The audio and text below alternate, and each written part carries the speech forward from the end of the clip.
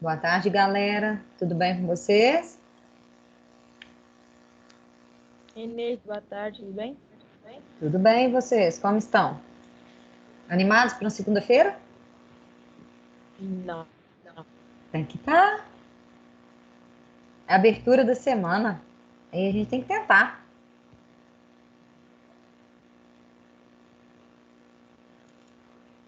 Bom, vamos lendo as frases aí. Observe essa primeira imagem. Olha como é que ela tem duplo sentido. Vocês conseguem visualizar as duas imagens que tem aí? Normalmente, quando a gente tampa um olho e olha com o outro e vice-versa, a gente consegue ver melhor. Tem muita gente que só consegue ver uma delas apenas. E aí, como é que vocês estão conseguindo visualizá-la? Eu consigo ver um homem, tipo, com a cara cortada no meio e outro como se eu estivesse de lado. Isso, exatamente. É um Eu vejo, perfil aí com uma dupla possibilidade de leitura. Diga. eu também tô vendo os dois jeitos. Ótimo, muito bom. Isso significa que o olhar está mais apurado.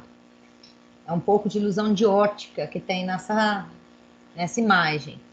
E o bacana é que essa ilusão de ótica, né, que brinca com a nossa percepção da realidade, ela também explora a questão das dificuldades da gente com os pontos de vista diferentes, né? Principalmente pontos de vista diferentes dos nossos.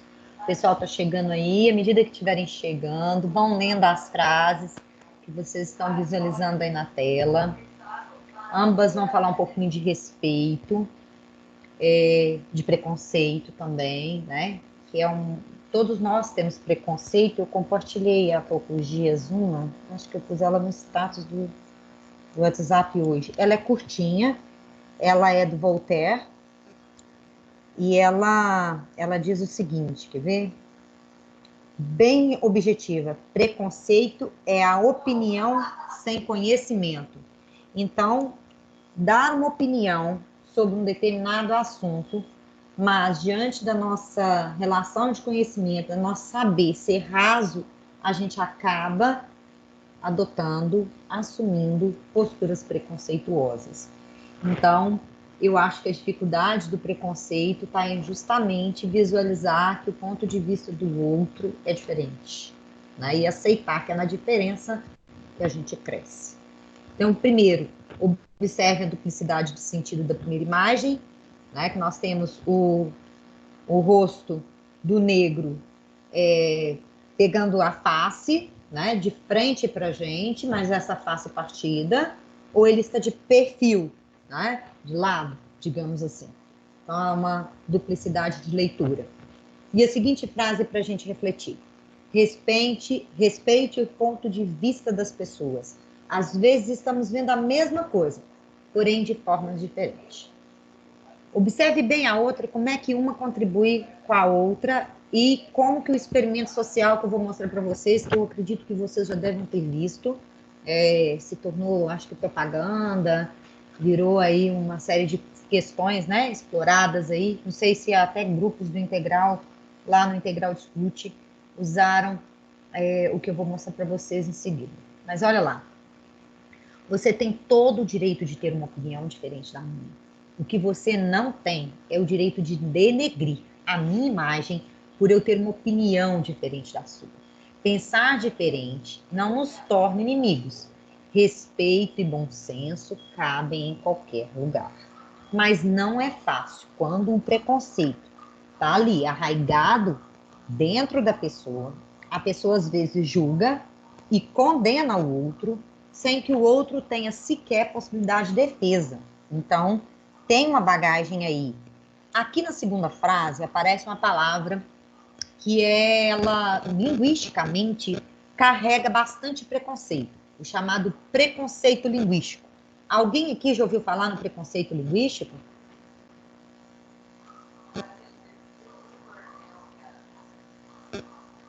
Eu já ouvi falar. Já. Que é o uso de determinadas palavras, de determinadas expressões que reforçam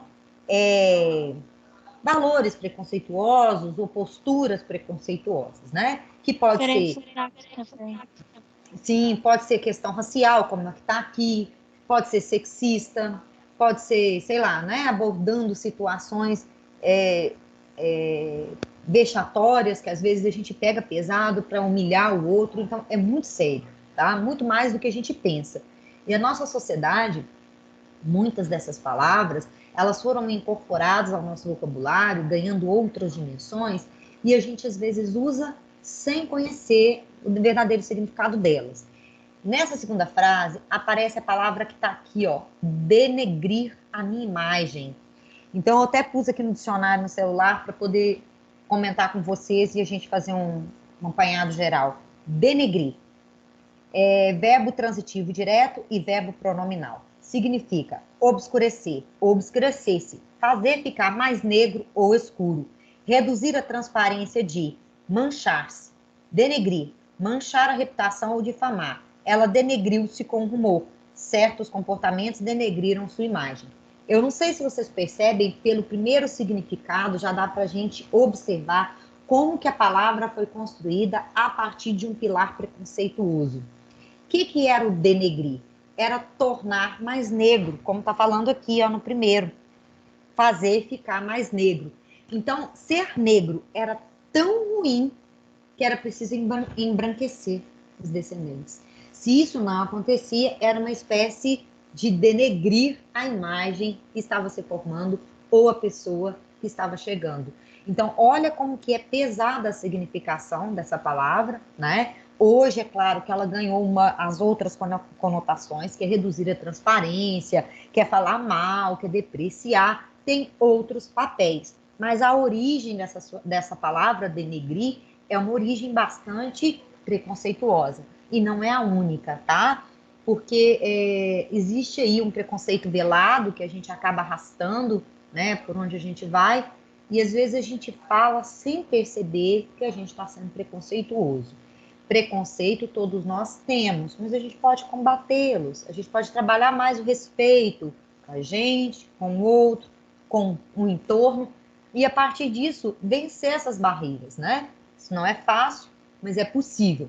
Alguém quer fazer algum comentário das duas frases antes de eu colocar o experimento social que eu trouxe logo a seguir?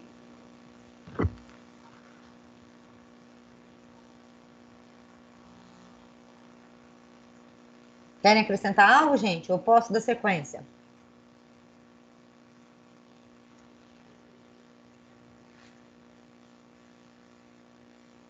Não deixem de colocar o nome de vocês aí, não. Talvez vocês até tenham visto que isso aqui foi vinculado em algumas, pelo menos trechos, né? Em propagandas televisivas por aí, mas é muito sério. Eu vou soltar, vocês vão observar bem o que é pedido para a menina, para as crianças, porque não é só a menina, não, tem mais de uma pessoa que vai ser relacionada aí. Observe que o papel da imagem, o duplo sentido, a dupla leitura, o respeito ao ponto de vista do outro, importantíssimo, o direito que as pessoas têm de expressar a sua opinião, mas sem necessariamente ofender o outro, vai ser bem exibido nesse experimento social que eu vou vincular aqui com vocês. Se vocês estiverem com problema para ouvir, vocês me avisam, porque às vezes o próprio Teams, ele dá problema no compartilhamento do som, tá bom? Aí eu volto a compartilhar novamente minha tela com vocês. Opa, peraí. Tem que clicar no lugar certinho, senão ele dá falha. Estão ouvindo? É Lau, e ela vai contracenar contigo. Você vai ter 2 minutos, você vai tentar decorar o máximo de frases que você conseguir e depois você vai falar olhando para ela, tá bom?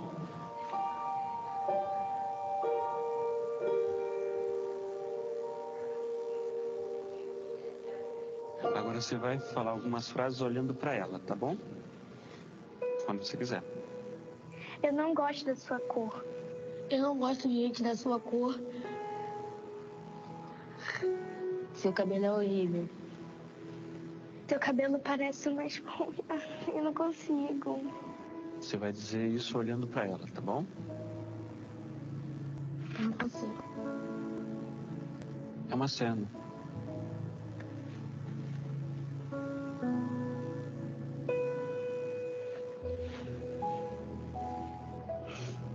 A gente tá falando racismo. Quer tentar mais uma vez? Por quê? Porque eu não gosto de falar essas coisas. Quer ler de novo? Por que não? errado? Eu sou da mesma cor que ela. E eu já sofri bullying na escola. E eu também... Eu não gosto de falar isso para as pessoas. Eu me sinto mal. Como é que tu se sente dizendo isso pra ela? Eu sinto que estou sendo preconceituoso. Quem você acha que escreveu essas frases? Uma pessoa muito racista. Que acha que é melhor que todo mundo. Todo mundo é igual. Mas não percebem isso. E pra você, o que é preconceito? É você não respeitar as pessoas do jeito que a pessoa é. Preconceito é uma forma horrível de tratar as pessoas. Olha só, esses textos aí a gente tirou da internet, que pessoas reais falaram para outras pessoas, né? Você já viu em algum lugar essas frases, por exemplo? Na escola já. Já. Essa pessoa estava sentada num banco. Chegaram para ela dizendo: tu é negra, tu é horrível. Tu não deveria estar aqui. Você conhecia essa pessoa? Sim, porque essa pessoa era eu.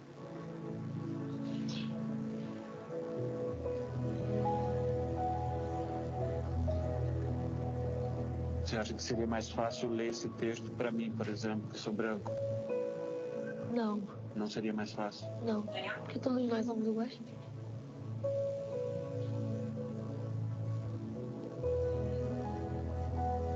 Ninguém nasce racista. Continue criança. Então, essa frase que ele diz aqui no final, né? Ninguém nasce racista. Continue criança. Que a gente possa trabalhar esses preconceitos que a gente carrega, seja racismo, sexismo, machismo, qualquer que seja o preconceito que a gente se deixa permanecer, que a gente possa trabalhar isso com respeito a gente e ao outro. Então, vocês percebem por esse experimento que essas frases aqui se mantêm, né? É necessário respeitar o ponto de vista das pessoas. Às vezes estamos vendo a mesma coisa, porém de forma diferente. Você tem todo o direito de ter uma opinião diferente da minha. O que você não tem é o direito de denegrir a minha imagem por ter uma opinião diferente da sua. Pensar diferente não nos torna inimigos. Respeito e bom senso cabem em qualquer lugar. Então, eu sei que vocês estão trabalhando a questão das heranças afrodescendentes, não sei qual é o professor, né? Sei que alguns grupos me pediram até para...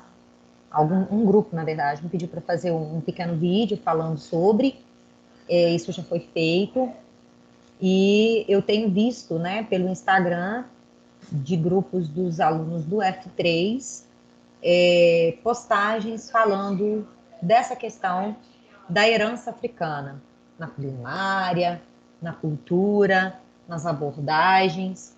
Então, eu acho que a principal delas é a gente tentar diminuir essa diferença que foi ao longo do processo de colonização sendo construída, como se um fosse muito melhor do que o outro. E a gente vai deixando a humanidade de lado, né? Todos somos seres humanos. E essa relação de respeito, ela é necessária, ela precisa ser construída. Alguém quer fazer o comentário antes da gente prosseguir? A primeira questão a gente já comentou. Eu joguei ela na tela apenas para fazer uma ponte com vocês. Vocês já tinham visto o experimento que eu mostrei, a propaganda em si?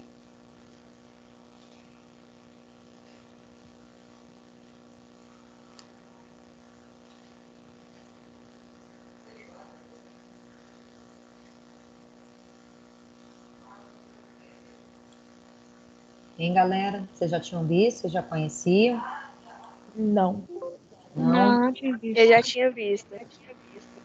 Eu não sei se teve algum grupo que explorou essa em especial, ou se foi vinculada depois, mas eu acho muito bem feito a maneira como eles vão mostrando. Aí tem uma pessoa que falou que também está chorando. Todas as vezes que eu vejo, eu engasgo.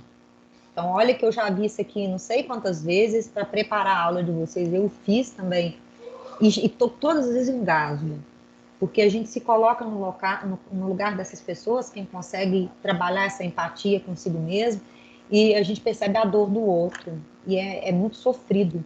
Agora, imagina para quem vivencia tudo isso na pele, no dia a dia, constantemente.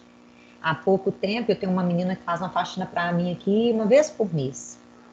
E é uma pessoa, assim, exemplar, formidável. Ela vem simplesmente para me ajudar no pesado e tudo, e é muito correta. Ela é negra e o marido dela também. Aí, quando ele sai para trabalhar, ele leva ela para os lugares da faxina. Isso foi antes da pandemia, inclusive. Aí ele veio deixá-la de moto aqui na porta do meu prédio e em seguida ele ia para o trabalho.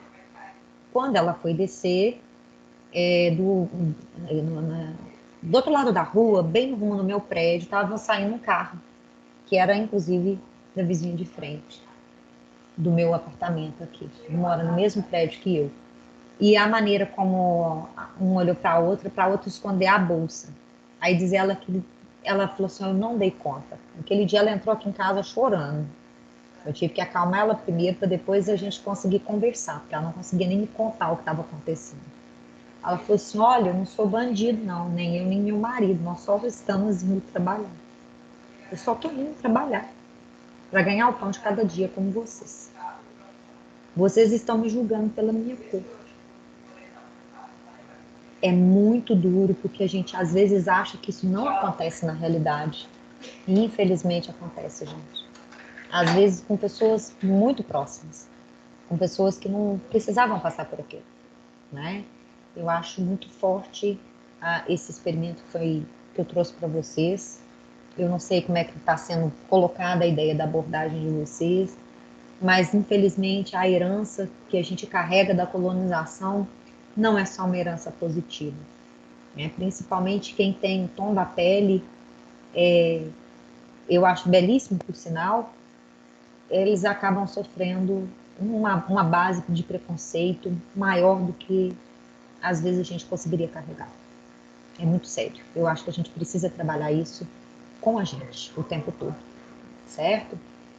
Bom, vamos tentar tomar um respiro e prosseguir, porque eu acho que esse assunto dá pano para manga. Ele precisa ser debatido, ele precisa ser falado, porque não adianta falar que o Brasil não é um país racista. É um país racista, sim. É um racismo velado. Esse racismo velado, ele é muito mais grave do que o racismo escancarado, porque o escancarado, você sabe que ele é pontual, ele distingue, ele separa. É bom? Não, não é bom. É certo? Também não é certo. Mas ele é mais claro. E aquilo que se vê, a gente consegue combater. Quando ele é velado, quando ele é camuflado, a gente vai pondo pano quente nas coisas, sabe? E aí a gente não faz o que precisa ser feito. Políticas públicas, inserção dessas pessoas no mercado, sistema de cotas, porque muita gente é contra, mas não sabem a carga que cada um deles tem que carregar todos os dias. Né? E quando é mulher e negra, ainda é pior, tá, gente? Porque tem aí a questão sexista e a racista. E se for pobre, piorou. Que aí você tem 3 tipos de preconceito ainda mais pesando em cima dessa pessoa. É uma carga muito pesada. E o ser humano, ele precisa de ser mais humano, cuidar mais, né, desse entorno, porque afinal de contas nós somos todos um só. Aquilo que eu faço com o outro, eu estou fazendo comigo mesmo. É uma agressão que volta pra gente. Bom, essa tirinha foi falada na nossa aula de sexta-feira, falando sobre a questão do barulho. Vocês observam que o personagem está tocando a guitarra, provavelmente ele não sabe tocar direito, ele não tem domínio da música, e o Panda não gostou do que ele ouviu, né? Então tá lá assim, exatamente, Pequeno Pônei, que é o título, Blang. Observe que a onomatopeia, o que é onomatopeia? Vocês lembram o que é onomatopeia? Nós não falamos nisso na outra aula, mas eu acho importante a gente citar. Falei alguma coisa de onomatopeia, eu acho, na sala de vocês já. Mas eu tenho certeza que os professores de linguagem Maia, Roberta, também já citaram. O que é uma onomatopeia? É uma palavra que representa um som? Exatamente. É uma representação gráfica e escrita de um som. Então, por isso que às vezes a representação do inglês vai caminhar para uma direção, do português vai caminhar para outra, e assim subsequentemente, porque é uma tentativa né, de captação daquele som e de reprodução por escrito, certo? Então, é importante conhecer as onomatopeias, aparecem muito em charge, tirinha, né, em textos normalmente dialogam aí a linguagem verbal e não verbal, como é o caso aqui. Para com o barulho. Como ousa chamar minha expressão de desespero, meu grito de angústia, meu lamento gutural de barulho? Ah, não force, pequeno pônei. Então, vocês observam que o segundo quadro, ele está todo, né, cheio de expressões que denotam isso, que foi o que nós exploramos na última aula, na questão 1. Que palavra o Panda utiliza para fazer referência ao som emitido pela guitarra do pônei? O que o emprego dessa palavra revela a respeito do que o Panda acha desse som? É a palavra barulho, que está, além de caixa alta, né, porque toda a tirinha foi construída com a caixa alta, que normalmente representa grito, tá? É a palavra barulho. Detalhe, tá, gente? Quando vocês estiverem na internet e vocês colocam a palavra toda em caixa alta, a impressão que o interlocutor, que o seu leitor vai ter, é que é um grito, tá? É uma maneira de grafar, de representar a linguagem no oral e no escrito. Bom, com o mesmo som é caracterizado pelo pônei. Aí nós temos aí a maneira como no segundo quadrinho ele vai falar sobre a expressão dele, sobre a vontade de usar a guitarra, aquela coisa toda. Que são essas expressões de desespero, grito de angústia, lamento cultural. E para ele considera, né, a música dele uma manifestação pessoal e profunda, como a gente já havia falado na outra aula. A partir da próxima tela, vocês não têm, né, nós não comentamos na aula passada. Então, está lá na página 109, nós paramos exatamente nessa tela aqui. Eu não cheguei nem a jogar lá na tela, primeiro sim. Eu mantive porque se precisar da gente retomar o quadrinho, vocês têm comigo como acompanhar, tá? Então, se vocês puderem, por favor, acompanhe aí no livro de vocês. No alto da nossa página 107, está escrito aí. No último quadrinho, o que as expressões faciais do pônei e do panda revelam? Se eu volto com a tirinha na tela, quais as expressões que eu tenho? Eu tenho na última parte aqui, né, a maneira como ele está gesticulando e tudo mais. O que vocês colocaram aí nessa resposta da 2, letra A? O que é a maneira de desenhar aí da própria tirinha, né, as expressões aí ligadas à linguagem não verbal, trazem para vocês, ou revelam para vocês? Como é que vocês interpretariam as expressões?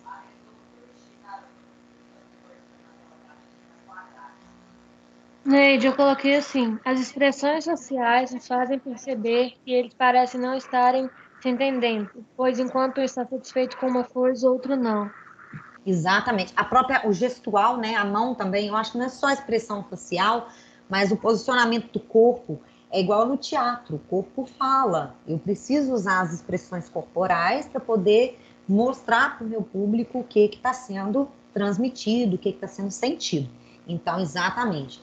A do pônei, que ele está bravo. Dá para a gente ver isso, daqui a pouco eu jogo na tela de novo para vocês verem. E a do panda, que ele está achando sem graça. Mas eu acho que a sua fala, inclusive, é até mais clara, mais sintética do que a do livro, e já dá essa impressão, tá vendo? Quando vocês observam, né, essa cara de desânimo, né, que o pônei está revelando, e o gestual da mão do panda revela que não tem um sistema de comunicação. Eles não estão conseguindo interagir, né? Não estão conseguindo se entender, que foi o que você disse. Concordo plenamente. Bom, então podem responder da maneira dela, podem responder dessa forma aqui. Se alguém tiver construído alguma outra aí e quiser falar, tá aberto a isso, tá bom? Vou tentar lá a letra B e vocês vão me ajudando a acrescentar. Qual é o sentido da expressão não força na fala do panda? De que maneira essa fala contribui para a construção do humor da tira? O que vocês responderam?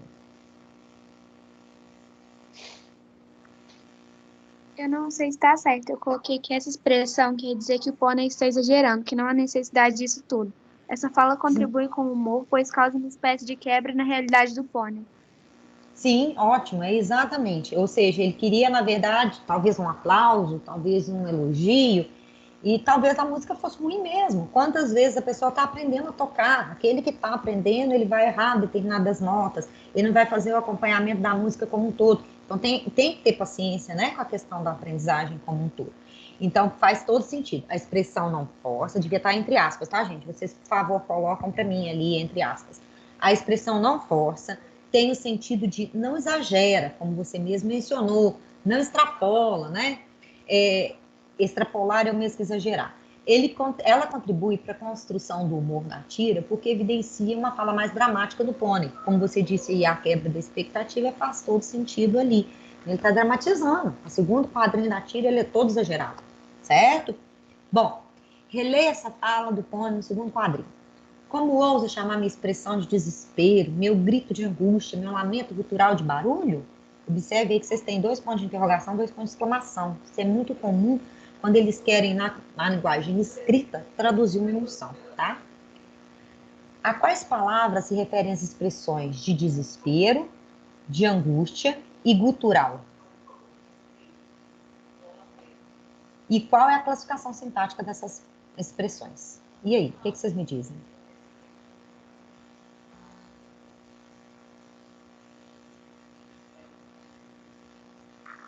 Eu coloquei que as expressões se referem à música do Panda e elas pertencem aos adjetivos. Elas são locuções adjetivas, muito bem. Só que enquanto função sintática muda. Morfologicamente são adjetivos mesmo, são locuções adjetivas. O que eu preciso que você saiba? É claro que vocês não estudaram aquele nome ali ainda, gente. É natural vocês não conseguirem visualizar que são adjuntos adnominais. O livro de vocês vai trazer o adjunto adnominal e o complemento nominal um pouco mais para frente, tá? Até nós devemos fazer uma abordagem dessa matéria, acho que talvez semana que vem, na outra. Até avisei para os meninos da manhã, eu vou avisar para vocês também, que eu devo fazer uma nova lista de exercícios, só que dessa vez eu quero fazer uma atividade menor. Eu vou trabalhar com alguns focos específicos, tá? Vou pedir para vocês fazerem determinadas coisas e talvez eu opte por fazer com o F3 durante a aula. Dá um tempo para vocês fazerem junto comigo e tudo mais. Eu quero um número menor de questões focando a nossa abordagem, tá bom? Então, nesse caso da letra A, a função sintática é diferente da função morfológica. Quando ela me respondeu que eles pertencem à classe dos adjetivos, né? Eu ainda falei locuções adjetivas. Qual a diferença do adjetivo, da locução adjetiva para a função sintática? Então, vamos por etapa. Primeiro, quando a gente está falando no campo da morfologia, aí eu tenho substantivo, adjetivo, artigo, numeral, pronome, as 10 classes de palavras como um todo. Quando eu estou falando de locução adjetiva, qual a diferença do adjetivo? Desliga o microfone, gente. Qual a diferença do adjetivo para a locução adjetiva? Quando eu pego esse gutural aqui, ó, isso aqui é um adjetivo, certo? Gutural, que vem, né, no fundo da garganta, certo? Quando eu pego, por exemplo, de desespero ou de angústia, eu tenho mais de uma palavra para representar o papel do adjetivo.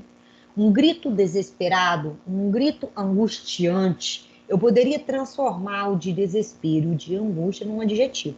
Então, por isso que são locuções adjetivas. Quando ele pergunta qual é a classificação sintática, aí ele quer saber se é sujeito, se é objeto direto, se é complemento, se é predicativo e assim por diante, tá? Então, nesse caso, vocês não teriam como saber, porque nós não estudamos ainda a classe dos adjuntos adnominais. O livro pergunta, mas só vai falar nisso lá na frente. Então, vocês vão colocar que, respectivamente, está se referindo à palavra expressão. Ó, primeiro, eu tenho lá um trecho de desespero. Qual a palavra que está completando a palavra expressão? De desespero está completando expressão. De angústia. Angústia está completando qual palavra? Grito, certo? De angústia está completando o grito. E gutural está completando a palavra lamento. Então, respectivamente, expressão, grito e lamento. São adjuntos adnominais, mas vocês vão pôr observação, que será estudado mais para frente. Por quê? Porque vocês ainda precisam de uma base para eu falar sobre o que é o adjunto e entrar no complemento. E o nosso foco nesse capítulo ainda é o predicativo do sujeito do objeto e o predicado do verbo nominal. Beleza? Bom, letra B. Qual é a predicação do verbo chamar nesse contexto? E qual é o complemento do verbo? Eu acho que eu fiz na próxima tela a frase escrita toda dividida ali para vocês analisarem comigo. Mas eu queria que alguém tentasse responder. Quando eu estava apresentando, falando para vocês lá sobre o nosso conteúdo de predicativo e de predicado, eu falei mais de uma vez o que é a predicação do verbo. Qual a diferença também de predicação para transitividade? Então, agora é a hora da gente colocar esses conceitos em prática. O que é predicação do verbo? Quando ele pede isso, o que ele quer da gente?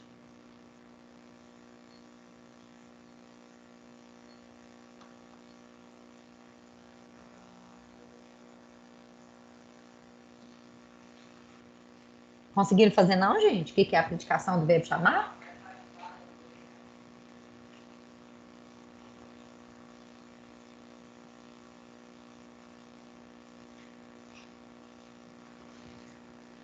Bom, no caso do verbo chamar, tem que tomar cuidado porque o mesmo verbo pode ter predicações muito diferentes. O que é predicação, o que é transitividade e como que isso me ajuda a construir o tipo de predicado que eu vou ter na frase. Predicação tem a ver com a transitividade. Onde que eles se separam? Onde que eles se diferenciam? Quando eu pergunto, ou quando o livro de vocês pergunta lá na questão 3, letra B, qual é a predicação do verbo chamar nesse contexto, ele quer saber que tipo de verbo é esse.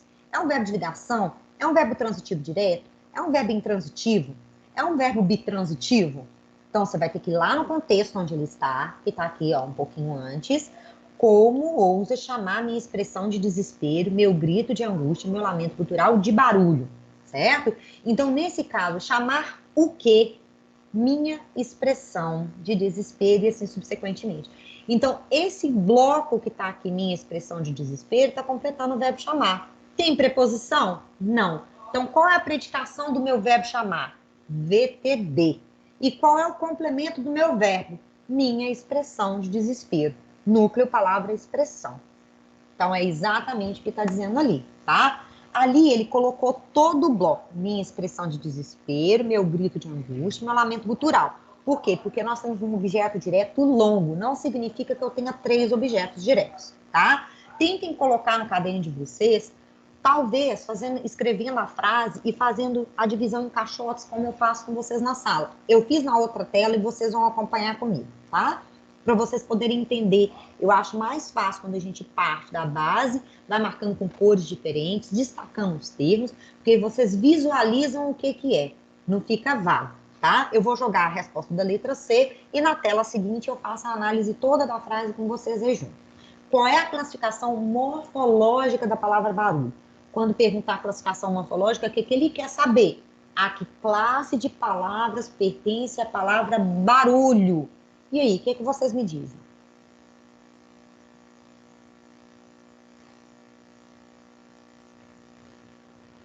Qual é a classe de palavras de barulho?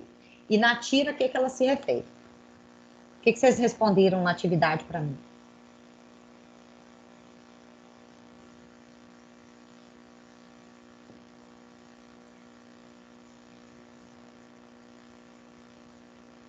Não, gente, hoje vocês estão muito caladinhos. O que está acontecendo com vocês hoje?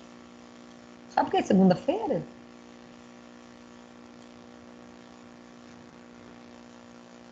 O que vocês responderam na 3C? Não fico com vergonha, não. Se tiver errado, a gente conserta.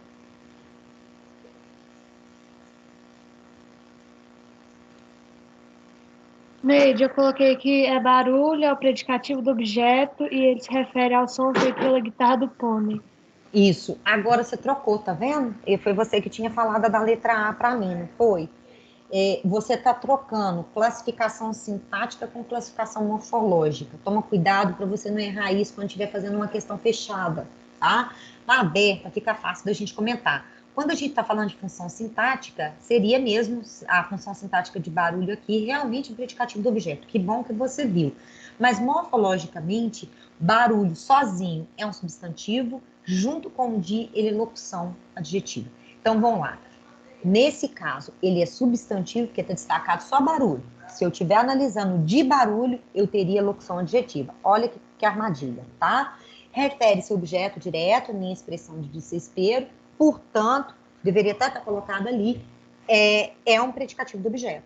Porque o que ele está perguntando qual a classificação morfológica? Substantivo, certo? A que ele está se referindo? A minha expressão de desespero, meu grito de angústia e meu lamento gutural. E se eu estiver perguntando, vou perguntar se ali que não tem a letra D, qual é o papel sintático, qual é a classificação sintática desse termo? Predicativo do objeto. Bom, eu fiz aqui, espera um pouquinho, tá um pouquinho mais para frente. Morfossintaxe do predicativo do objeto. A função do predicativo do objeto pode ser exercida pelas palavras de duas classes gramaticais, o substantivo e o adjetivo. Então, isso aqui é importante, por quê? Porque muitas vezes, nós falamos isso na hora que eu estava falando das explicações também, com algumas outras telas, gente, que a classe de palavra, ela me ajuda a fazer a análise correta da função sintática. Uma coisa colabora com a outra, uma coisa está sempre de mão dada com a outra. Então, a função do predicativo do objeto pode ser exercida principalmente por essas duas classes. Observe lá no exemplo. O sofrimento transformou-o num homem. Então, esse homem é um predicativo do objeto e é exercido, ou estabelece ali, a morfossintaxe dessa palavra é um substantivo. O que é morfossintaxe? A morfologia, a classe de palavra que carrega a palavra homem é a classe dos substantivos, certo? A função sintática que ele carrega, predicativo do objeto. Então, para quem tiver ainda dúvida, quando a gente está falando de morfologia, eu estou falando substantivo, adjetivo, pronome, numeral, verbo e assim por diante. Quando eu estou falando de função sintática, eu estou falando de sujeito, objeto, predicativo e assim subsequentemente, certo? No caso da primeira frase, eu tenho o, que é um pronome oblíquo, exercendo o valor de objeto direto, certo? E a palavra homem, precedida aqui nesse caso de preposição, que pode vir ou não preposicionado, é um substantivo que exerce, nesse caso, o valor de predicativo do objeto. Na de baixo, o sofrimento tornou amargo.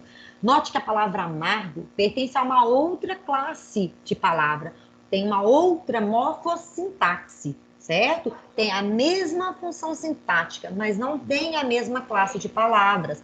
Morfologicamente, amargo é um adjetivo, sintaticamente, predicativo do objeto. Bom, o que eu tenho nessa tela aqui? Eu tenho exatamente o que eu falei com vocês, que sempre precisa vir mais detalhado para a gente poder ver. Então, observa a função sintática dos termos destacados. Encontrei Marina. Ela estava descontente com a notícia. Isso vai estar lá na questão 1 da página 108. Na 108 tem essa explicação aqui. Nós vamos analisar primeiro o modelo, tá? Para depois eu perguntar para vocês aí, que pede para vocês fazerem uma coisa aí com as frases. O que eu observo no primeiro campo? Encontrei Marina. Eles colocaram um ponto. Ela estava descontente com a notícia. Eu tenho duas frases, duas orações, o que a gente chama na linguagem de dois períodos simples. Por que é o período simples? Porque ele veio separado por um sinal de pontuação comum, certo? Bom, e tem mais de um verbo. Eu tenho encontrei e aqui eu tenho estava. O que eu vou analisar? Eu vou analisar o que eu tenho aqui e o que eu tenho aqui. Por que esse predicado é verbal, por que esse predicado é nominal. E na de baixo, o que ele tem? Ele tem a junção das duas, transformando esse predicado em predicado verbo nominal. Então, vamos fazer juntos aí. Cadê o verbo na primeira oração? Encontrei Marina. Ele estava descontente com a notícia. Achem para mim os dois verbos que aparecem ali. Vai falando para mim quais os verbos.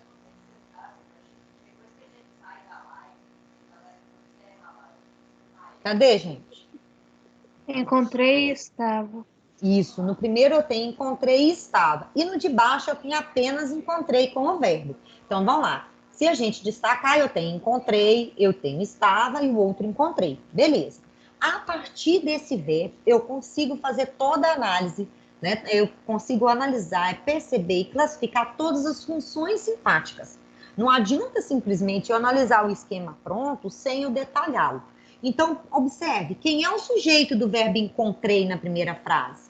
Olha como que a gente sabe, ele não está escrito. Eu sei que ele está, porque que ele colocou entre parênteses, mas eu sei qual é ele por causa desse finalzinho do meu verbo. É chamado de desinência, que vocês já estudaram comigo no início do ano. Então, a desinência do verbo vai apontar que o meu sujeito aqui é oculto, é implícito, é desinencial. Sou eu nesse caso, né? Ele colocou aqui. Qual é o sujeito do estava? Ela. Ela estava. Beleza.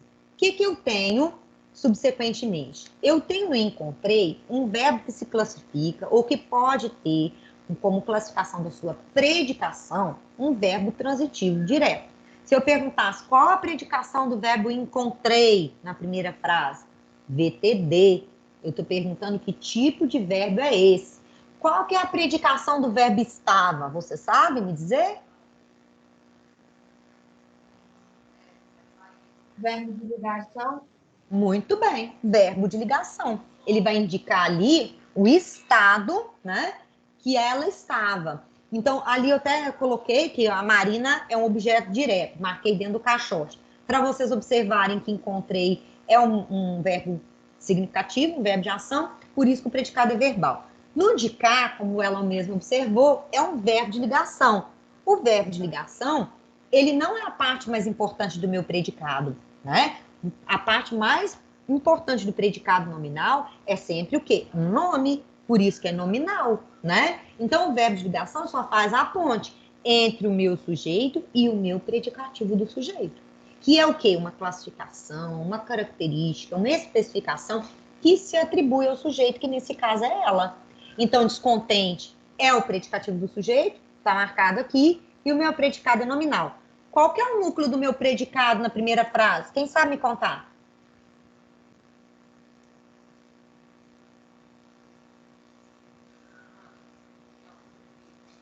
Encontrei?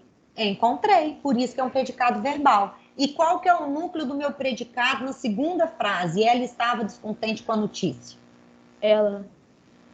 Não, ela é núcleo do sujeito. Eu peço o núcleo do predicado. Descontente. Tem que tomar muito cuidado, tá, gente? Porque numa frase a gente não tem um único núcleo. Eu sempre vou pensar o seguinte: acho o verbo para desmembrar os blocos e analisar o que é que eu tenho ali. Porque aí eu vou conseguir chegar na função sintática que o livro vai me pedir, que a questão vai me pedir, sem correr o risco de analisar trocado uma coisa pela outra. O que eu quero que vocês visualizem comigo na última frase ali, porque juntou as duas, né? Eu tenho ali o mesmo verbo e eu tenho o mesmo predicativo do sujeito descontente. Então, o que eu vou observar? Que encontrei é um VTD, igual na primeira frase. Beleza. Se eu tenho VTD, eu tenho também um OD. Qual que é o OD? É a Marina. Eu encontrei quem? A Marina. Marina é meu objeto direto. Mas eu encontrei Marina e ela estava como? Ela estava descontente. Então, esse descontente é o predicativo do objeto nessa questão, certo? Então, aqui eu tenho do sujeito. Aqui eu tenho qual? Do objeto. Qual a diferença do predicativo do sujeito do predicativo do objeto? Aqui eu não tenho um verbo significativo e ele faz a ponte direto para o meu sujeito. Aqui eu tenho um verbo significativo e ele não se refere ao sujeito eu. Ele está se referindo, nem a ela nesse caso, ele está se referindo a Marina, que é um nome expresso aqui, certo? Ficou claro? Posso prosseguir com a análise da questão 1? Embora nosso tempo está se esgotando, né? Nós só temos 2 minutinhos, eu vou jogá-lo na tela aqui, começar a falar, e na aula de quarta-feira nós damos continuidade a partir da tela, beleza? Se vocês estiverem com qualquer dúvida, vocês vão pontuando para mim. Estou achando vocês muito caladinhos hoje. Não sei se é por causa de ser segunda-feira. Então, o que está pedindo? Façam o mesmo. Crie predicados verbos nominais, unindo as orações e transformando o predicativo do sujeito em predicativo do objeto. Então, o que vocês vão fazer na letra A, B, C e D? O mesmo que nós fizemos aqui no modelo. O ideal, gente, é que a hora que vocês forem fazer, vocês façam isso que eu fiz aqui, ó, na frase de baixo. Marca com caneta colorida, com lápis de cor, qual que é o verbo, cadê o objeto, qual que é o outro termo, com caixotes ou com chaves, tá? Para poder vocês observarem visualmente o que é o termo. Porque se vocês conseguem fazer isso mentalmente, né, ali é uma coisa, quando você passa para o plano concreto, quando você passa para a escrita e passa com corpo, a sua memória capta e aí automaticamente você consegue visualizar o que tem, tá? Então eu vou chegar na tela aqui, vou deixar só a letra A para vocês verem como é que ficou. Quando saiu da sala, percebi seu olhar estava alegre. Para a gente construir uma frase com as duas, né? Um período, melhor dizendo, com as duas frases que são períodos simples, eu tenho que eliminar o que está repetido. O que está repetido na minha frase letra A? Que é só ela que nós vamos analisar e nós vamos parar nela. O que está repetido? Seu olhar. Seu olhar. Então, quando saio da sala, percebi seu olhar. Como é que nós vamos mexer nessa frase? Será que nós vamos ter que inverter? Em alguns casos, é até mais fácil inverter. O livro dá a seguinte sugestão: quando saiu da sala, igualzinho lá em cima, tá vendo? Percebi seu olhar alegre. Tá vendo? Juntou e comprimiu. E ele colocou o quê? O predicativo, né? Que antes era do sujeito, virando o predicativo do objeto. Beleza? Bom, nós vamos parar aqui. Na minha outra tela, vocês vão ter essas várias frases aqui, tá? Que é a próxima questão. Eu quero que vocês tentem fazê-la. Essas alternativas, né, de 1 a 5 romanos, são tiradas de um texto que a gente já leu lá no início do capítulo. E aí quase todas elas vão apresentar o predicativo do objeto. Aliás, acho que todas são predicado verbo nominal, para vocês conseguirem visualizar o predicativo do sujeito, o predicativo do objeto e o papel que ele exerce, tá? Então, na nossa outra aula, eu retomo nessa tela aqui, certo? Então, olha, fiquem bem, se cuidem, boa semana para todos. Cuidem desses valores, tá? Sempre respeitando a opinião do outro, como foi a nossa abordagem inicial da aula de hoje. Beleza? Boas aulas para vocês, tá, gente? Tchau, Ney. Tchau, Tchau, valeu, Ney. obrigada. Tchau, Ney. Tchau, Tchau, Ney. galera. Tchau, Ney. Tchau. Tchau. O tchau D tá desanimado hoje. Tchau, Ney. Tchau, galera.